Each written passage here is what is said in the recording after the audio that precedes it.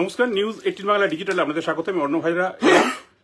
কারণ 26,000 চাকরি বাতিল মামলা সুপ্রিম কোর্টে যেটা রয়েছে, ইতিমধ্যে এসএসসি আপনারা শুনেছেন রিটিন স্টেটমেন্ট দিয়েছে সুপ্রিম কোর্টে, এবং সেখানে বেশ কিছু তথ্যগত অবস্থান বদল করেছে এসএসসি, এবং তার জন্য কি পুরো হিসেবটা, যা সওয়াল জবাব চলেছে 10 মাস ধরে, তার হিসেব কি উল্টে যাবে?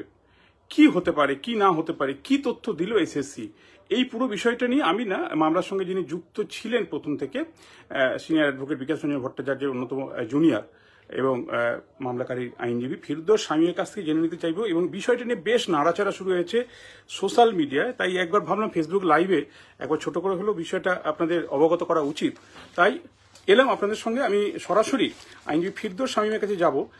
কি রয়েছে তথ্য এরকম, আপনি যদি একটু বলেন। দেখুন, মানে আমার মনে হয় না যে খুব একটা বেশি তথ্যের ফারাক রয়েছে। আপনি যেটা করেছে সেটা আগের সংখ্যা থেকে কিছুটা পরিবর্তন করেছে। আপনি যদি সাইড বাই সাইড দুটো তথ্য রাখেন তাহলেই বুঝতে পারবেন যে বেসিক্যালি তারা কি করেছেন। সেটা হলো যে একদিকে তারা এর আগে যেটা করেছিলেন সেটা হচ্ছে 5,485 জন ইললিগাল অ্যাপয়েন্টি রয়েছেন বলে তারা প্রথমে তথ্য দিয়েছিলেন। এই হচ্ছে আগেকার লিস্ট, যেটা দেখবেন আগের দেওয়া লিস্ট, এই আগের দেওয়া লিস্ট, এবং এই হচ্ছে বর্তমানের লিস্ট।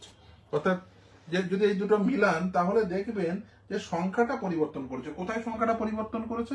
যেমন আগে বলেছিল নবম দশমের টোটাল 808 জন অ্যাপয়েন্টমেন্ট পেয়েছে ওই ওএমআরসির ম্যানিপুলেশনের ফলে, ওএমআরসির ইস্যুতে। এখন কি করেছেন দেখুন, number of candidate out of which war appointed, দেখুন এখানে কিন্তু অ্যাপয়েন্টেড শব্দটা ব্যবহৃত হয়েছে 808, আর এখানে দেখুন রেকমেন্ডেড 796। মানে তারাই বেসিক্যালি তারা নিজেরাই বলছে যে তারা বেসিক্যালি অ্যাপয়েন্টমেন্ট কখন পান? আফটার রেকমেন্ডেশন অ্যাপয়েন্টমেন্ট পায়। এর আগে মামলা চলাকালীন বললো অ্যাপয়েন্টমেন্টের সংখ্যা হায়ার, আর মামলা শেষ হয়ে যাওয়ার পরে রেকমেন্ডেশনের সংখ্যা হচ্ছে লয়ার, অর্থাৎ লয়ারিং করে দিল। প্রথমে রেকমেন্ডেশন হয়, তারপর অ্যাপয়েন্টমেন্ট পায়। মামলা চলাকালীন বললো অ্যাপয়েন্টমেন্ট পেয়েছে 808 জন, আর মামলা শেষ হয়ে যাওয়ার পরে বলছে রেকমেন্ডেশন দিয়েছে 796 জন।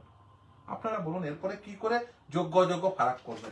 মামলা শেষ হয়ে যাওয়ার পরে বলছে দাড়িভিট কাণ্ডের জন্য কমিশন উল্লেখ করেছে, commission recommended person based on notified vacancy, but in one school when one person went to join with appointment letter to the school in Dadivit, there was a riot-like situation, compelling the authorities to have a relook in the vacancy, and after verifying rest of the vacancies, second round was held on such and such date. After the first round of counseling, 3 teachers were recommended by the commission for the appointment in the Dadivit High School, Islampur, Uttar Dinajpur, but on such and such date, the student of the school started agitation against the appointment, and the protest against the appointment turned violent, resulting in the death of 2 persons.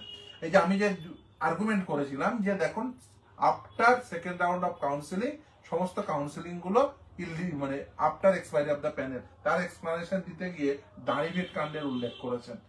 এই হচ্ছে school service কমিশনের written submission. দেখুন আদালতের কাছে আদালত খুব pertinent question করেছিল, এবং অত্যন্ত কোশ্চেনটি এতটাই গুরুত্বপূর্ণ, তার কারণ হচ্ছে এইখানে দুর্নীতি হয়েছে, সকলে বুঝতে পারছেন। এখন দুর্নীতিগ্রস্ত কতজন মানুষ চাকরি পেয়েছেন সেই সংখ্যাটা তিনটে অথরিটি 3 রকম বলছেন। একদিকে এসএসসি বলছিলেন 5,485, পরবর্তীতে কমিয়ে বলছে 5,303, সরকার বলছে 4,327, আর বোর্ড বলছে 5,189। তাহলে তিনটে সংখ্যার মধ্যে বিস্তর ফারাক। আবার এখন তথ্য দিয়ে আগেকার তথ্য আর এখনকার তথ্যের মধ্যে যে ফারাক, একবারে বলছেন অ্যাপয়েন্টমেন্ট রয়েছে 952 জনের মধ্যে 808 জন, আবার বলছেন না রেকমেন্ডেড বাই দ্য কমিশন 796। এই তথ্যের ফারাকের কারণ কি তারাই বলতে পারবেন। তারা বলছেন যে কিছু ক্যান্ডিডেট ওই কমন আছে, তারপরে তারা সংখ্যা দিয়েছেন, সংখ্যা দিয়ে তারা 5,303টি সংখ্যা দেওয়ার চেষ্টা করেছেন। তাহলে কি সুপ্রিম কোর্টের যে সওয়াল জবাব তাতে কি হিসেবে আবার উল্টে যাবে? এসএসসির এই তথ্য দেওয়াতে কি মামলার যে গতিপথ একটা আপনারা অনুমান করছেন, সেই গতিপথটা কি বদলে যাবে, হিসেবে উল্টে যাবে? একদমই না। আমরা যে আর্গুমেন্ট করছিলাম সেই আর্গুমেন্টটা প্রতিষ্ঠা পেল, যে আমরা বলছিলাম এসএসসি সঠিক সংখ্যা যখন যা আইডেন্টিফাই করতে যাচ্ছে নিজের মতো করে একটা বলে দিচ্ছে। এক্স্যাক্টলি সেটাই তো প্রমাণ হয়েছে এটাতে, যে দেখুন হাই মামলা চলাকালীন বলছে 808 জন অ্যাপয়েন্টমেন্ট পেয়েছে, আর মামলা শেষে বলছে 796 জন রেকমেন্ডেশন পেয়েছে। আমরা তো এই কথাটাই বলছিলাম যে এসএসসি প্রকৃত তথ্য দিচ্ছে না, এসএসসি গোজামিল দিয়ে তথ্য দিচ্ছে যে দাড়িভিট কাণ্ডের জন্য প্যানেলের ভ্যালিডিটি কি, তার সঙ্গে প্যানেলের ভ্যালিডিটি বাড়া কমার এর কি সম্পর্ক?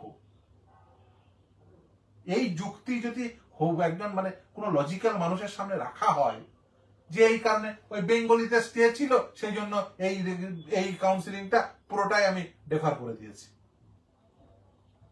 নবম দশমে স্টে আছে 11-12 ডেফার করে দিয়েছি। তাহলে কি এই 26,000 চাকরি বাতিলের যে মামলা, এই যে নতুন তথ্যটা দিল, তাতে কি মনে হচ্ছে এসএসসি আরো বেশি বিপদে পড়বে? আপনি কি মনে করছেন? দেখুন, এসএসসি বিপদে পড়বে নাকি বিপদে পড়বে না আমি এইভাবে মামলাটাকে দেখছি না। আমাদের প্রত্যেকের লক্ষ্য কি? দুর্নীতিহীন নিয়োগ এবং যোগ্য ব্যক্তিরা যারা চাকরি পায়, এটাই তো লক্ষ্যে চাকরি প্রার্থীরা মামলা করেছিলেন যে আমরা যাতে অ্যাপয়েন্টমেন্ট পাই অ্যাজ পার আওয়ার মেরিট। চাকরি প্রার্থীরা যারা, আমি যাদের হয়ে রিট পিটিশন দায়ের করেছি, তাদের প্রত্যেকের একটাই বক্তব্য যে অ্যাজ পার মেরিট চাকরি দাও। চাকরি দেওয়ার ক্ষেত্রে যোগ্যতাই হবে একমাত্র নির্ণায়ক। এই ক্ষেত্রে যোগ্যতা একমাত্র নির্ণায়ক হয়নি, সেখানে অযোগ্যরা চাকরি পেয়েছেন। এসএসসি আজকে সংখ্যা যাই বলুন না, 5,303 বলুন আর 5,485 বলুন, সংখ্যাটিতে যাই হোক না কেন, আসলে দুর্নীতি হয়েছে এটা স্বীকার করে নিয়েছেন।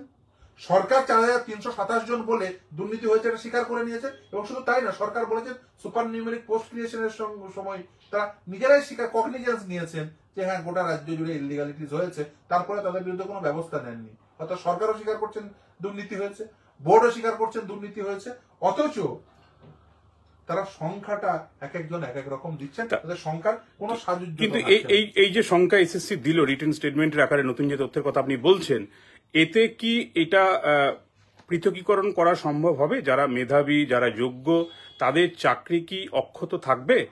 দেখুন, সেটা তো রায়দান প্রদান হবে, কিন্তু আপনার সামনে যদি আমি এই তথ্যটি রাখি, এই 3টে তথ্য, এবং আপনার সামনে যদি এসএসসির এই দুটো তথ্য পাশাপাশি রাখি, কি মনে হচ্ছে আপনার? একজন যুক্তিশীল মানুষ হিসাবে আপনার কি মনে হয় যে এসএসসি মামলা চলাকালীন বলছে 808 জন নবম দশমে অ্যাপয়েন্টমেন্ট পেয়েছে ওএমআর এই যে শূন্যকে 53 করার জন্য বা শূন্যকে 43 করার জন্য, এরকম মার্কসের এরকম ম্যানিপুলেশনের জন্য। মামলা শেষ হয়ে যাওয়ার পরে বলছে না না, আমরা 808 জনকে রেকমেন্ড করিনি, অ্যাপয়েন্টমেন্ট দিইনি, আমরা বলছি যে 796 জনকে রেকমেন্ড করেছি। এই যে তথ্যের আসলে তারা নিজেরাই পরিবর্তন করছে, অন্য কেউ তো তথ্য দিয়ে পরিবর্তন করলো না। এসএসসি আমরা তো এক্স্যাক্টলি এই কথাটাই বলছিলাম, যখন যেমন করে পাচ্ছে তখন সেরকম করে তথ্য দিচ্ছে। তার মানে কি? তারা সঠিক করে, তারা নিয়োগকারী সংস্থা, তারা তো সঠিক ব্যক্তিকে নির্বাচিত করবে। কতজন যোগ্য রয়েছে তারা তো বলবে। তারা যদি সঠিক ব্যক্তি নির্ধারণ করতে না পারে, তাহলে কি করে সম্ভব হবে সেগ্রিগেশন? সেগ্রিগেশন করতে গেলে তো তাকে সঠিক তথ্য দিতে হবে। তাহলে কি বলছেন, এই যে তথ্য, এই তথ্য মামলায় কোনো প্রভাব ফেলবে না? যা আর্গুমেন্ট হয়েছে তারপরে আমি বলতে পারি এই তথ্য old wine in new bottle. এখন দেখা যাক এই পুরনো মদ নতুন বোতলে এলো কিনা, এবং সেটা রায়দানের পরে আরো স্পষ্ট হবে। তবে আমি যে প্রশ্নের উত্তরটা খুঁজছিলাম, যোগ্য মেধাবী যারা চাকরি করছেন, যাদের চাকরি হারানোর একটা আশঙ্কা তৈরি হয়েছে, সেই আশঙ্কাটা কি কাটাতে পারলো এসএসসির নতুন এই যে নথি বা তথ্য যেটা সুপ্রিম কোর্টে তাদের রিটেন স্টেটমেন্টের পর দিল? সেই প্রশ্নের উত্তর দেওয়ার চেষ্টা করলেন আইনজীবী, এবং তিনি বললেন তাদের যে সাবমিশন ছিল সেই সাবমিশনের পক্ষে যাবে এই স্টেটমেন্ট, অর্থাৎ এসএসসি আরো বিষয়টা গুলিয়েছে এমনটা তিনি দাবি করলেন। কি হয় প্রধান বিচারপতি সুপ্রিম কোর্টে তার বেঞ্চের রায়ের দিকে অবশ্যই আমাদের তাকিয়ে থাকতে হবে।